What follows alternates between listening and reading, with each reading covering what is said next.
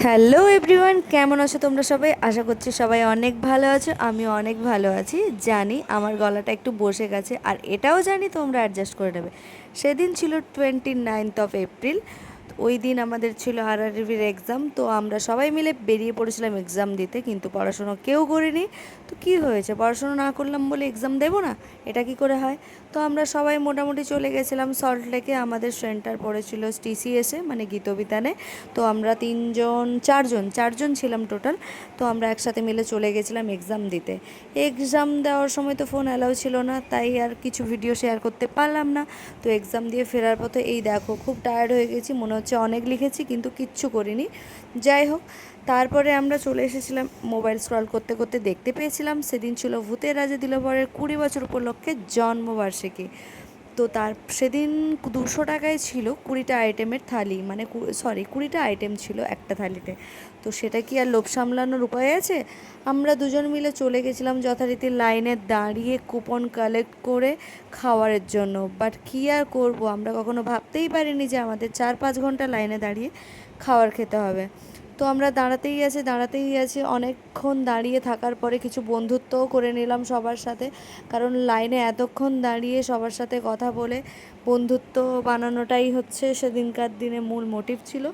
যাই হোক, তখনও কিন্তু আমাদের লাইন অনেকটাই পেছনে ছিল। এই গরমের মধ্যে চলে এসেছিলো কুলফি দাদা।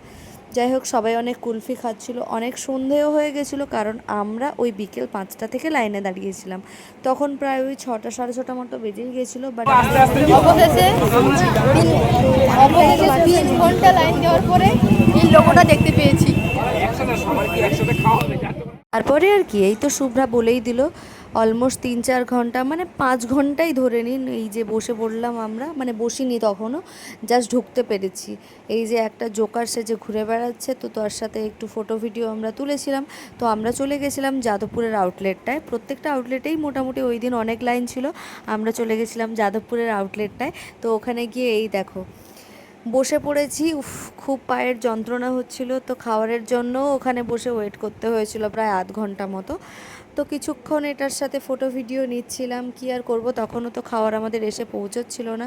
এদিকে খুব খিদে পেয়েছিল, তার উপরে অনেকটা টায়ার্ড ছিলাম। যাই হোক, জলের বোতলটা কিন্তু আমরা ফ্রিতে পেয়েছিলাম, এটার জন্য কোনো টাকা নেয়নি। তো ওই জোকারের সাথে অনেকক্ষণ ভিডিও করার পর আমাদের তো অনেক খিদে পেয়ে গেছিলো, কিন্তু তখনও খাবার আসছিল না। অলমোস্ট এতক্ষণ ওয়েট করার পরে আমাদের খাবার চলে এসেছে। এই যে এটা পুরো থালি, এর মধ্যে কিছু ভাজাভাজির আইটেম ছিল। সব মেনুটা তো তোমরা মোটামুটি দেখতে পেয়েছো ওয়েবসাইটেই। যাই হোক, মেনুগুলো আমি আর বলছি না। থালির মধ্যে এগুলো ছিল। তো থালিটা দেওয়ার পরে আমাদের দিল ডাল, তারপরে ছিল শুক্তো। তো ডাল আর শুক্তোটা দেওয়ার পরে আমাদের চলে এসেছিলো কচি পাঁঠার ঝোল। জানি না এটা কচি পাঁঠা ছিল কি বুড়ো পাঁঠা ছিল, যাই হোক মোটামুটি চলে এসেছিলো। তো এটা তো আমি খাই না, বাট যারা খেয়েছে তারা মোটামুটি বলছে এটা কচি পাঁঠার নয়। তো আমি ঠিক বলতে পারবো না। তো কচি পাঁঠার ঝোলের পর চলে এসেছিলো পাবদা সর্ষে। পাবদা মাছটা কিন্তু সলিড ছিল। যাই হোক, পেটে অনেকটা ডিম ভর্তি ছিল।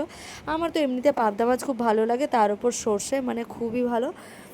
যাই হোক, সবাই তো মন দিয়ে খাওয়া দাওয়া করছে, কারণ এতক্ষণ লাইনে দাঁড়ানোর পর কেউ কারোর সাথে কোনো কথা না বলে ডাইরেক্ট খাওয়া দাওয়া শুরু করে দিয়েছে।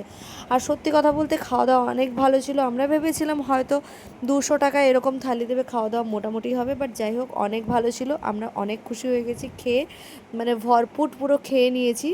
খাওয়ার পরে এই যে বিল পেমেন্ট করছিলাম।